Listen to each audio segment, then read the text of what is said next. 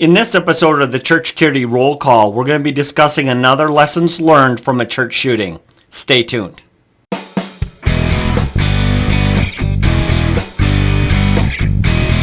Hi, this is Chris with the Sheepdog Church Security Academy, and this is your Church Security Roll Call. Today we're going to be discussing the article, The 2012 Victory of the World Church Shooting. If you'd like to read that article, go to our website, sheepdogchurchsecurity.net, and look under the News tab. So let's begin in the Bible as we always do. This one is Genesis 6, verse 11, and it reads like this.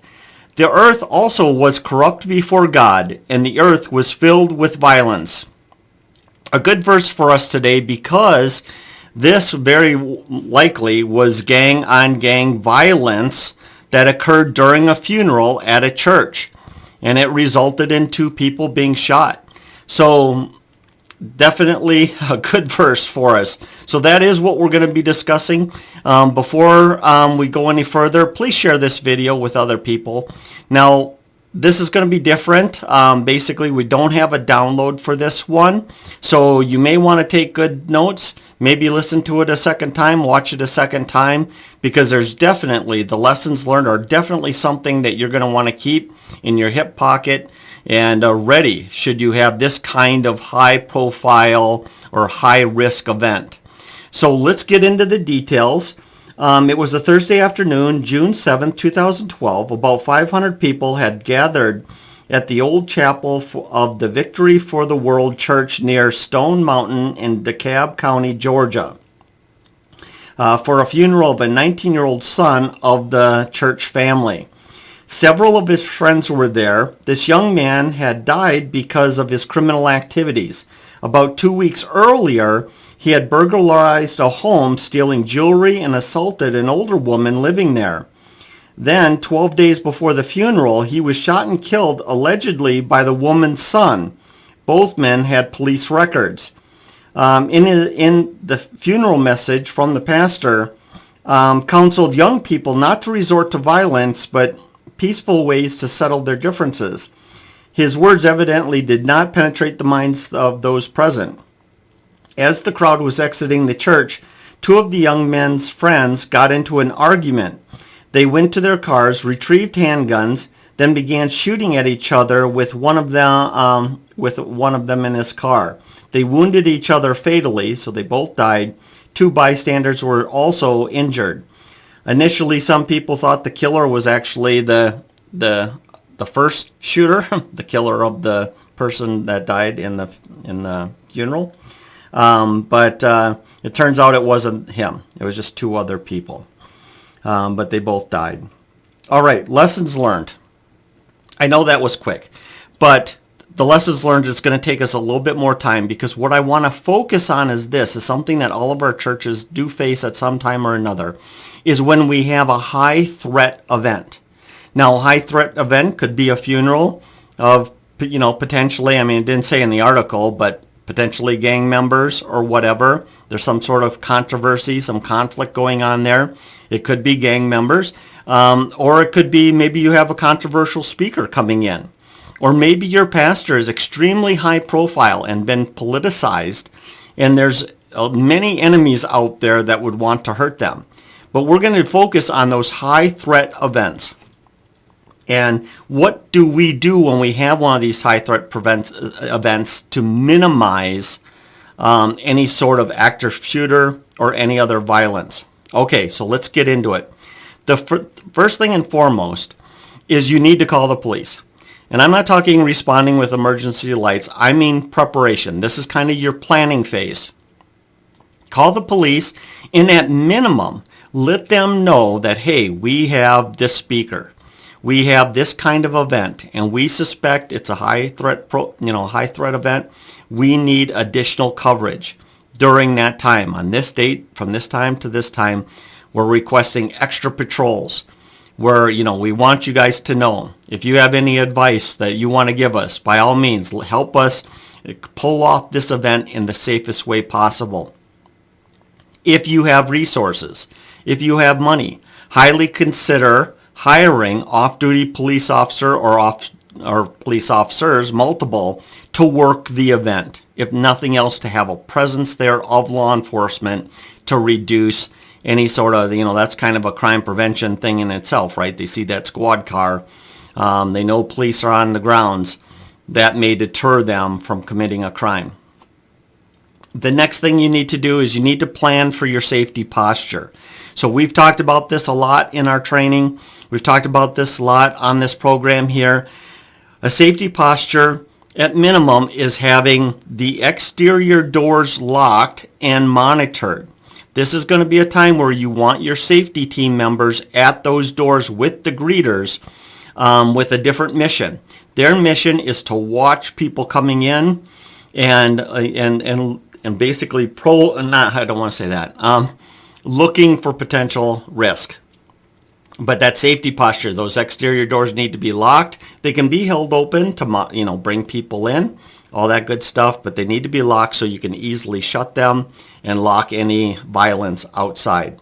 Next thing of the safety posture is before the event, you're going to want to clear and lock every single office, classroom, closets, utility rooms. You want all of that stuff locked down, because if somebody's wandering around for good or evil, we don't want them walking into classrooms, offices where there's going to be opportunities for crime. Either it's theft, vandalism, getting into things they shouldn't be into. We want all of those extra doors closed for these types of events. Next thing, you want to make sure that you're reviewing your active shooter policy. So review the lockout and lockdown policy. What are we, what do we do in case of these kind of emergencies? Make sure everybody's up to snuff and ready, and it's fresh in their mind. The other thing that you need to consider that's a little different than maybe a normal event or normal service is crowd control. You may have a lot of people there that are unfamiliar with your property. They're unfamiliar with the building.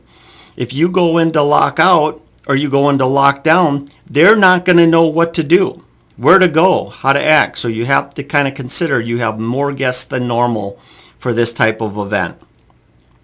Weapons inspection.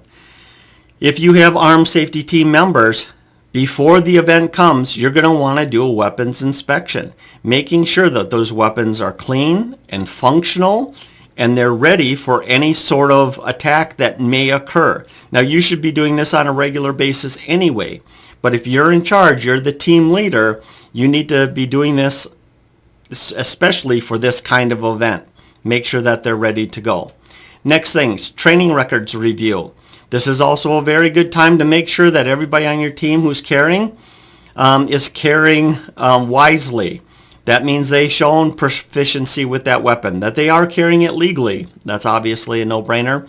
And we want to make sure that they have been properly trained. This is a good time to review those records. And then you might have to ask somebody, hey, I'm not going to tell you that you can't carry a gun. I'm just going to tell you that, you're going to be, this is going to be your post because you're no longer, qualified, if you will, for our team. Communications check. Obviously, want to make sure prior to the event that all our radios are working, that our backup communication, which is very likely your cell phones, is working, that we have phone numbers, we have all that kind of stuff ready to go.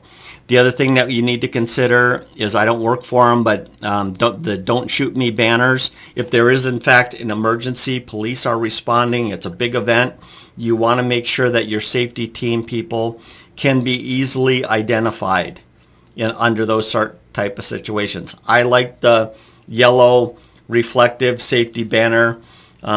Traffic vests work. We need something to give officers a pause before they shoot you. And so, I laugh, but that's no joke. It's a real threat. Friendly fire is a real threat. Next thing is reviewing your less than lethal options with your team. If something happens during this event, when are we going to act? Now, it makes sense to me that we're definitely going to use those less lethal options for like protecting the staff, self-defense. We're probably, as we normally would. But the problem is this. Imagine if you have an all-out breakout of a fight. Now we're talking multiple fights or multiple people in a huge group hitting each other and all that kind of stuff. Are we actually going to use less lethal or defensive spray to break up the fight? I'm going to say probably not. Our job in that situation would maybe get bystanders out of the area, someplace safe, and we're calling police. If it's a huge brawl between, 5, 6, 7, 8, 10, 20 people, we're probably not jumping into that, because any action we do take could appear as if we're working for one side or the other, which makes us a complete target for the other side. Now, this is controversial. You have to decide. But personally, if there's a big fight, multiple fights breaking out into the sanctuary or lobby or in the parking lot, I'm pulling my safety team back. I'm calling police, and I'm letting them break it up. And so I don't think we need to do that. Depending on the situation, maybe you will, but that's up to you. Next thing, monitoring cameras. If you have cameras, this is the time you definitely want to make sure that somebody's monitoring those cameras and they have good communication with the team to make sure they can dispatch the team, call 911, all that kind of stuff. You got to make sure their communication is great. If you have a lot of cameras, you want to make sure, you might want to have 2 people working up there. Too many monitors, let's be honest. How many TVs can you watch at once? Probably not many. And so if you have a lot of monitors, maybe get a second person up there. If you can't do that, or if you can or can't, it doesn't matter. Your big focus is going to be the exterior cameras. You want to be watching the parking lot. You want to be watching the perimeter of the building as closely as possible. Next thing, all hands on deck. This is the whole team. You got to get everybody that you can to get in there. You might even have to deputize some people, ushers or other people, to help you with all the things that you're going to have going on. The first thing, we kind of already talked about this a little bit, is our primary focus has to be the front doors and the lobby.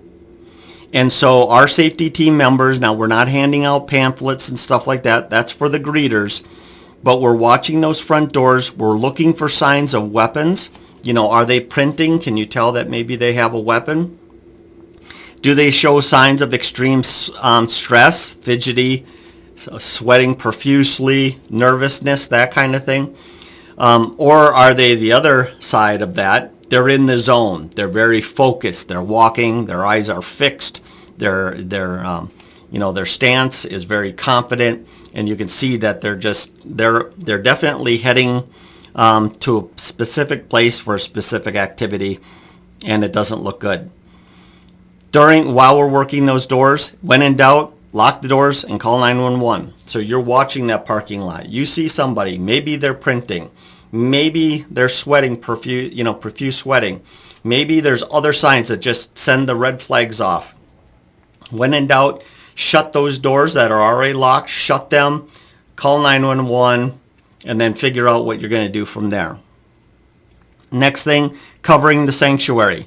With the sanctuary, the safety team members in there, you want the best overwatch positions as possible. So you're not in the congregation, you're outside the congregation. Maybe you're along the walls, maybe you're on the back wall, maybe you're towards the stage.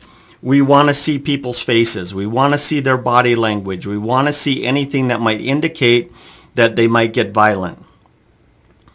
Interior perimeter. We already talked about all those classrooms, offices being closed and locked down. We need somebody patrolling. Now, they're not outside the building. They're inside the building. They're checking. They're looking for exterior doors that have been propped open. They're looking for people that are wandering around the church, at which point they're being redirected to the sanctuary for the event. And we're looking for any classrooms that have been left open.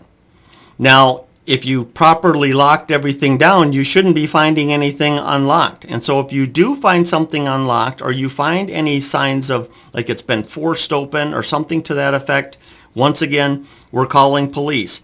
Let them check out that suspicious situation. You don't want to send your team members in there where there could be a bad guy up to no good, and you go in there and you're hurt. You want the police to take care of that. Any signs of criminal activity, like I said, back off, call police. Next thing, patrolling the parking lot. This is a time you want to be out in the parking lot and you're patrolling it as a two-person team. And just make sure, once again, you see any criminal activity, you see anything suspicious, you're backing off to the safety of the church that can go into lockdown or lockout, and calling police, let them take care of it. And as I've said it a million times so far, at the first sign of trouble, you're calling 911 and going into lockout or lockdown. Call 911. Let the police handle these kind of situations. And then the final point is make sure that you reviewed your medical emergency response, your mass trauma event. You want to make sure, hey, are we ready for this? If the worst thing does occur, and after things are stable, bad guys have been neutralized or they left the property, we're probably looking at providing first aid for a number of people. Do we have the proper materials, the training, and all that kind of stuff? So I know that was a lot of information very quickly, but this is how I would prepare.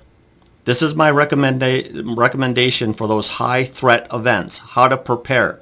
And quite frankly, there's a lot more, right? The only way we could really come up with a complete comprehensive plan is by standing in your church and looking at it, considering the event, and making sure we're inspecting everything.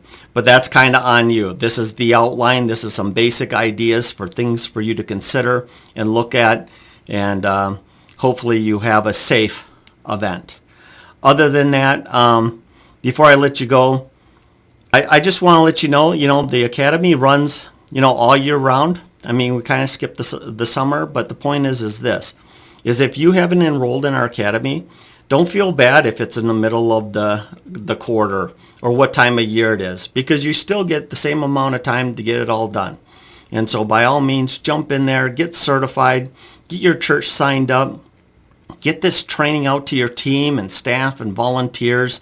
And so that way, when you do have these kind of high threat events going on, everyone's going to be kind of on the same sheet of music. And so everything I said, instead of sounding like I'm speaking a different language, it's a language that you and your team understand. So by all means, please get certified. It's going to help you a great deal. Other than that, thank you so much for being here today. Share this video, like it, comment, all that good stuff. It tells me that this is worth doing, and it tells Google that it's worth watching. So by all means, please do that. Other than that, hey, let's be careful out there. This program is made for informational purposes only and should not be taken as legal advice.